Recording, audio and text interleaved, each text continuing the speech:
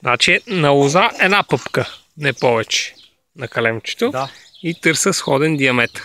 Отрязвам малко над една пъпка. Махам всички пъпки, деца по-ниски.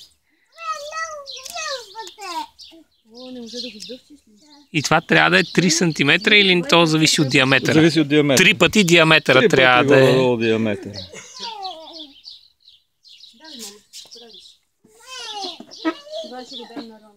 Калемчето може да има всякакъв размер на лозата, но с една пъпка.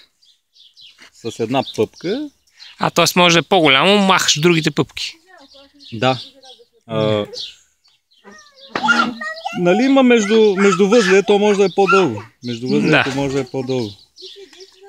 Или може да има две пъпки, ама едната да я махнеш, или?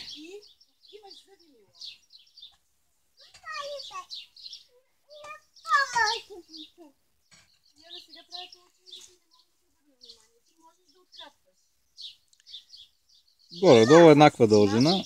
Да. Аз правя 2 зацепвания, но на тебе ще ти е трудно, може би, да правиш 2 зацепвания.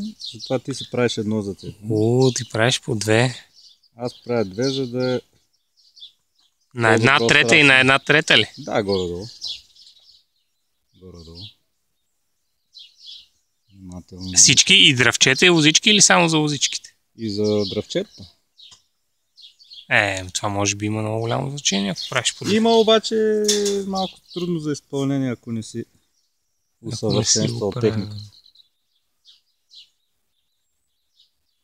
Отварят се старателно, за да не... Те се връщат, нали? За да не се отчупят. Това ти казвам, че когато с 2 е малко по-трудно изпълнимо. Повече неща може да напаснеш. И ако са с малко различен диаметър, разбира се, избираш едната страна, по която да ги напаснеш. Другата страна не е толкова решаваща. Да, по едната ще тръгне проводящата тъкан.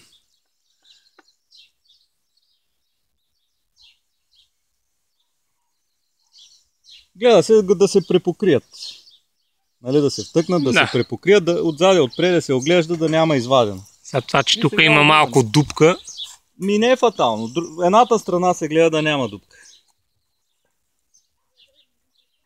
Значи има малко дупка, не е проблем. И се тръгва от основата, навива се един оборот на основата, за да имаш устойчивост на работа. Един оборот на основата и след това тръгваш нагоре с притискане с пръст, за да прилепиш хубаво. И с натягане на изолюрбан.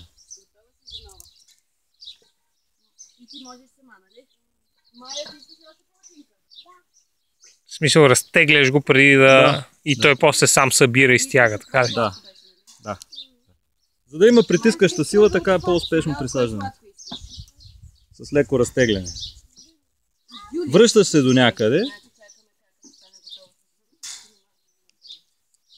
Не е задължително напълно да се върнеш, а до някъде.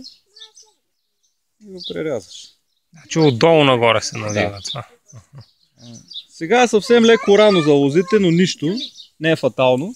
Те трябва да са проплакали и като ги режеш, ако плачат обилно, трябва да ги оставиш един ден да се изплачат и на другия ден се слага калема. Това е ако плачат обилно. Ясно.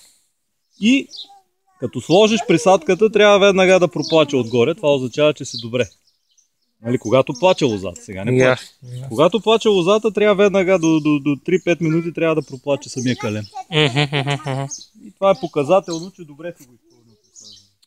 Същото, което тук снимах, е за дръвчетата. По същия начин се прави всичко. Само дето оставаш 2 пъпки отгоре. Да.